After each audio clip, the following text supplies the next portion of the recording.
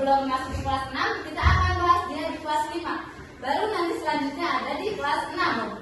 Untuk kelas lain kita tidak mempelajari tentang coding dan kecerdasan artifisial. Apa itu coding? Siapa yang pernah dengar apa itu coding? Coding. Apa Tiara? Tidak tahu. Ada yang pernah dengar? Saya. Apa? Instruksi yang tahu cerita dalam bahasa program. Ya benar.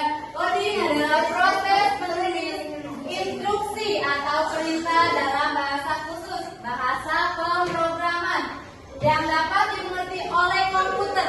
Jadi coding itu digunakan di komputer. Selain komputer adanya di mana? Di handphone. Kalian siapa yang suka main game online? Itu yang bikin apa? Yang bikin gimana caranya kalian main dulu dari coding. Orang-orang programmer atau orang-orang yang menciptakan coding itu adalah orang yang membuat game.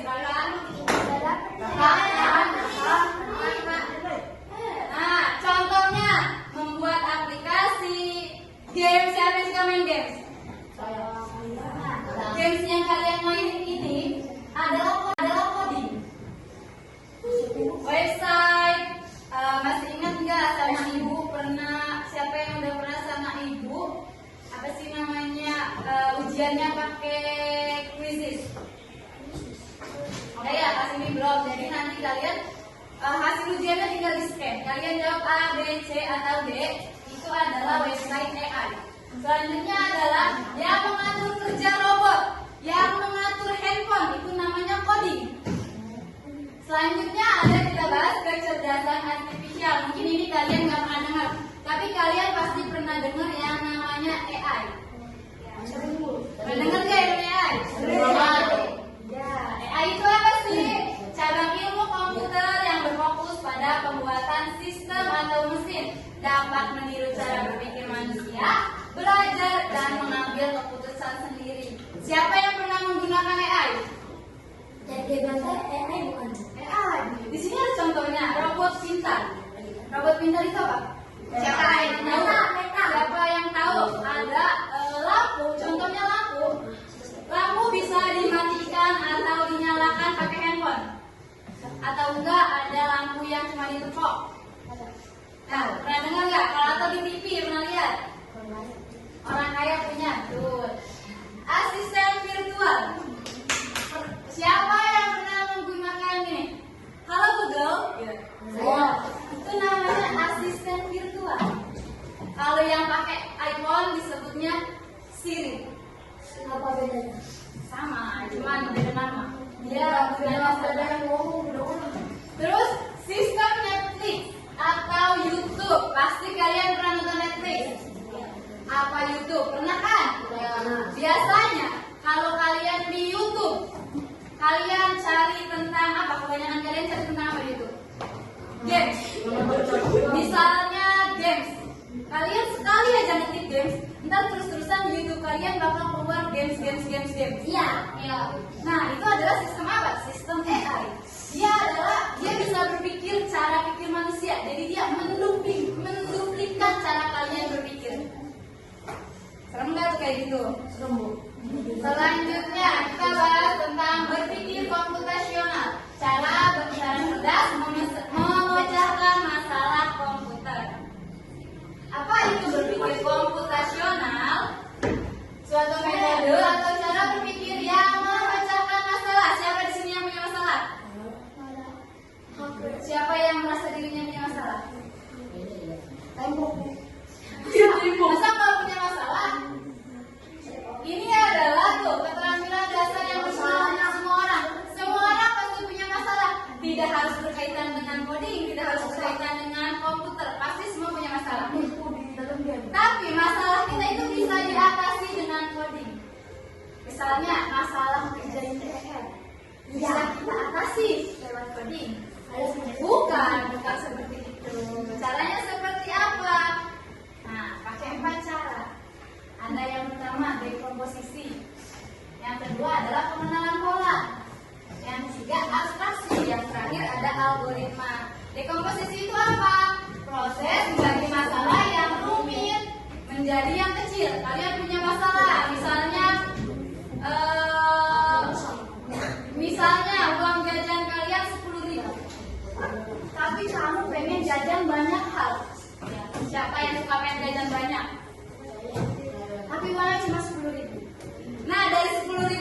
kalian pecah masalahnya, misalnya 2.000 buat ini, 3.000 buat ini, 5.000 buat ini. Itu cara pemecahan masalah.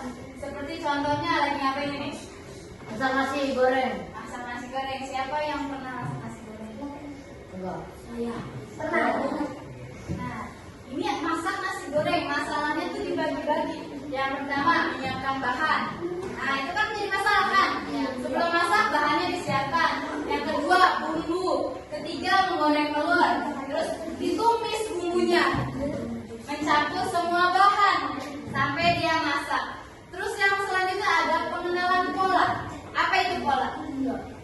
Pernah belajar tentang pola nggak? Pola itu nih kemampuan untuk mengidentifikasi pola, tren atau paralel. Jadi pola itu satu dengan satu itu pola nyambung. Kayak misalnya kalian belajar matematika, belajar tentang penjumlahan. Belajar tentang penjumlahan, kalian gimana kalian ngerti cara penjumlahan? Diterapin dan gimana kalian ngerti cara pengurangan? Misalnya belajar penjumlahan harus dengan kalian. Nah, berarti pola yang sama harus diterapkan di pengurangan. Belajar pengurangan juga harus sambil nari. Begitupun perkalian harus sambil nari juga. Nah, itu namanya pola. Selanjutnya ada abstraksi. Jadi membuang hal yang tidak berguna. Misalnya kalian tadi punya uang jajan 10.000, pengen beli roti, pengen beli permen, pengen beli susu. Mana hal yang gak berguna? Permen dibuang. Jadi permen nggak usah dibeli. Itu namanya abstraksi, membuang hal yang tidak berguna. Yang terakhir ada yang namanya algoritma. Algoritma ini pernah kita pelajari. Kalian kalau misalnya ini kita belajar Canva, kalian itu mengikuti algoritma. Apa itu algoritma? Mengikuti sesuai aturan. Kayak yang ibu contohkan, buka Canva, klik tanda plus. Kalian mengikuti nggak? Mengikuti. Itu namanya algoritma. Kalian berjalan sesuai urutan. Urutan namanya algoritma. Ada lagi. Nah, ini mas contoh pengenalan abstraksi. Manfaat berpikir komputasional. Tadi komputasional ada berapa? Ada 4. Yang pertama dekomposisi. Yang kedua pengenalan. Pengenalan pola. Yang ketiga baru. Yang terakhir algoritma. Manfaat itu semua. Yang pertama melatih kemampuan berpikir logis. Jadi kalian berpikir nggak sembarang berpikir yang secara berurutan. Nah, membantu merencanakan sesuatu dengan lebih efektif. Kalau kalian berpikir secara logis, kalian merencanakan sesuatu. Kayak misalnya tujuan kalian adalah untuk dapat peringkat 1. Siapa yang tujuannya itu?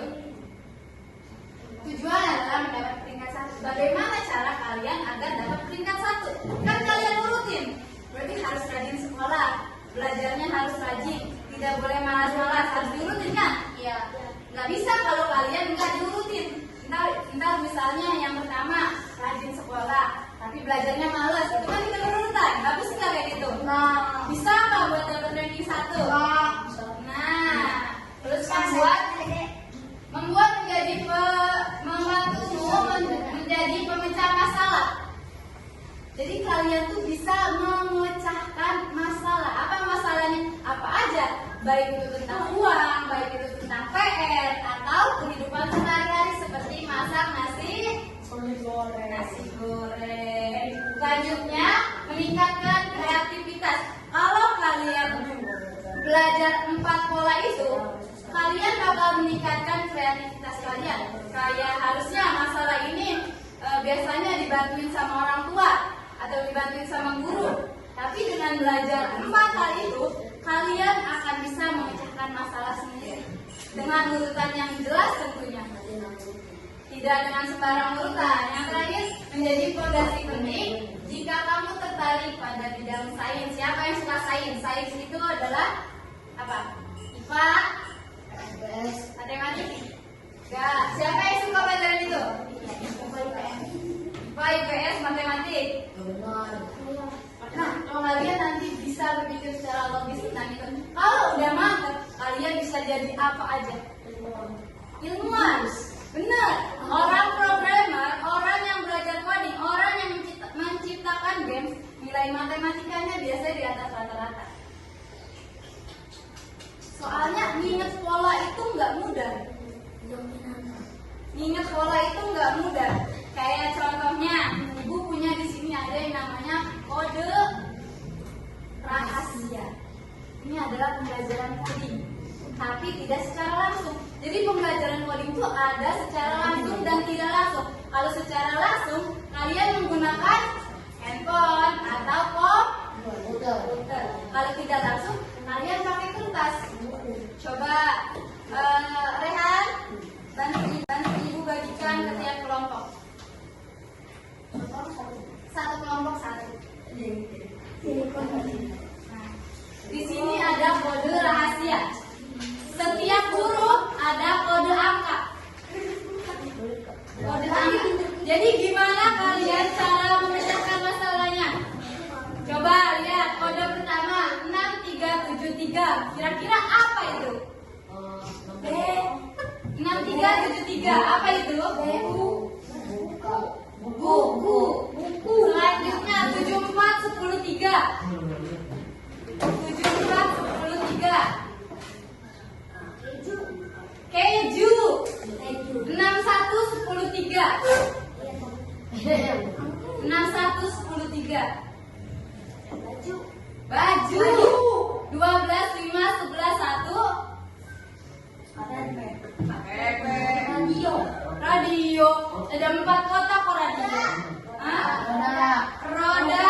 8592.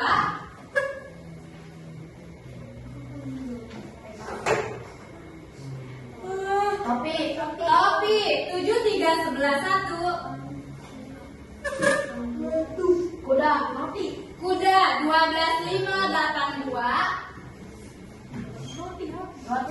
Roti yang terakhir 6212-3. Biru. Ini yang dinamakan coding. Jadi coding yang kalian pelajari di sekolah bukan coding yang dengan handphone atau komputer, tapi coding yang seperti ini. Bagaimana kalian memecahkan masalah? Masalah itu nggak selalu tentang angka, bisa aja jadi dia warna atau bentuk. Misalnya segitiga sama dengan 3, lingkaran sama dengan 2, persegi panjang sama dengan 4. Nah, nanti kalian bakal dapat soal. Segitiga dikali lingkaran dikali persegi panjang. Itu namanya pengenalan pola yang dinamakan coding. Sampai sini mengerti tentang coding? Nah, jadi coding itu siapa yang di kelas pernah dikasih lembar kayak gini, tapi bentuknya adalah cara mencari jalan keluar. Saya. Itu yang kata Labirin di belakang buku hadis. Siapa yang pernah lihat? Saya. Kalian kalau lihat itu kayak games biasa ya? Iya. Ini loh, benarnya itu bentuknya lihat. Rehan, siapa sih? Lihat. Ini pernah lihat kan? Ya. Ini yang kalian lihat itu Pernah. sebenarnya coding. Bagaimana kalian mencari jalan keluar? Berarti mengikuti pola. Mana polanya? Ikutin instruksinya. Berarti dari sini jalan ke sini, sampai dia akhir. Nah, itu yang dinamakan coding. Sampai sini kan kalian biasanya belajar di kelas, tapi kamu nggak tahu itu tuh tentang apa. Kayak misalnya dikasih tugas suruh kayak gini, kalian nggak tahu kan itu ngapain. Ternyata itu tuh yang selama kalian belajar itu adalah coding. Tanpa sadar kamu sudah menerapkan di pelajaran sehari-hari. Tapi nanti akan difokuskan di kelas 5 dan 6. Ada pelajarannya sendiri tentang coding dan kecerdasan dan AI. Nanti ibu juga yang ngajar di kelas 5 dan 6. Ibu yang ngajar.